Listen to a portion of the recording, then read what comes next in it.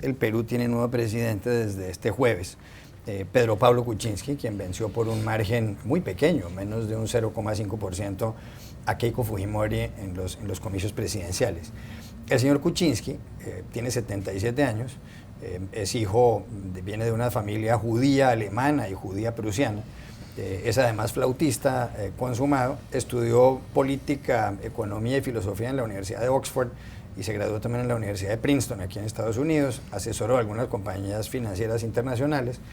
Y lo que prometió en el discurso para este mandato de 5 años es que para el año 2021, cuando se cumple el bicentenario de la independencia del Perú, él va a convertir a ese país en un país moderno. Cuando él se refiere a la modernidad, se refiere a un país honesto, a un país no corrupto. ¿Conseguirá eso Pedro Pablo Kuczynski? Esperamos que sí, ¿no? Yo creo que todos los peruanos aspiran a que estos 5 años sean un paso a consolidar no solamente el Perú como un país muy democrático, tenemos elecciones continuamente desde los últimos 10 años de manera democrática, y yo creo que ahora va a depender mucho de la gestión que haga su primer ministro y de las facultades legislativas que le derive el Congreso a los ministros para poder llevar a cabo todo este proceso de modernización, que es muy ambicioso. Cuando yo escuchaba ayer el discurso de Pedro Pablo Kuczynski, él hablaba de llevar desde saneamiento, agua potable y desagüe a más de 8 millones de peruanos, que uno dice, el Perú con un tremendo crecimiento no tiene agua potable y desagüe para todos sus peruanos. No, aparentemente ese es el caso. Él hablaba de eso y hablaba también de lucha contra la corrupción, hablaba de dinamizar el sector de la economía, de formalizar la economía peruana. 2 de cada 3 peruanos trabajan en el sector informal, no pagan impuestos, tampoco reciben beneficios por su trabajo.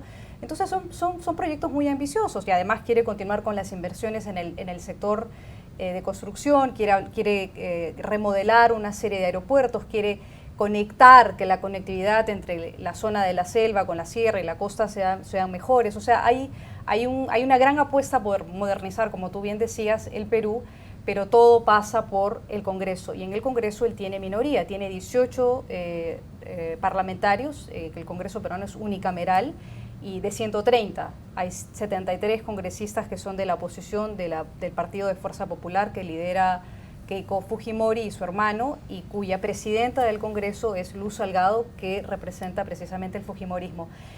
Hasta el momento el fujimorismo no ha dado señales de querer extenderle el brazo y darle un voto de confianza, pero en los próximos días los ministros de Pedro Pablo Kuczynski tienen que ir precisamente a recibir eso, lo que se conoce en el Perú como el voto de confianza, presentando el programa de gobierno que Pedro Pablo Kuczynski planteó en la campaña electoral y que quiere llevar a cabo ahora. Sí. Entonces depende mucho de las gestiones que se hagan en el Congreso, esperamos que así sea. Michael Shifter, usted conoce a Pedro Pablo Kuczynski desde 1982, contaba usted que él estuvo en una de las sesiones inaugurales, donde fue creado el diálogo interamericano, el centro de pensamiento que usted preside actualmente.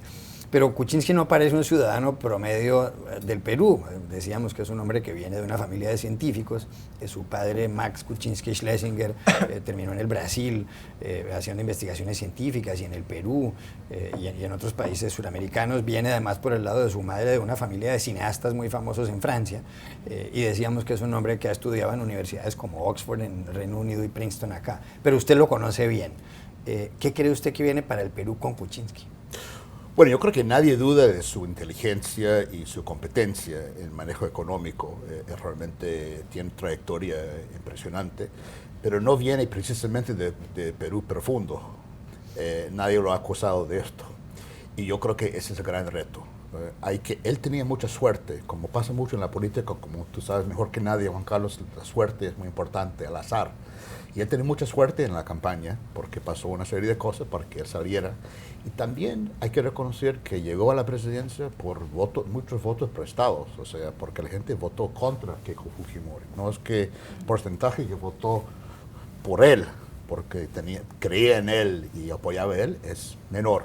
Entonces, yo creo que el reto principal que tiene, y ojalá que lo pueda hacer por Perú, es realmente crear mucho más apoyo popular, legitimidad, y llegar a Perú profundo, justamente para implementar la agenda ambiciosa, lo que dijo María Luisa.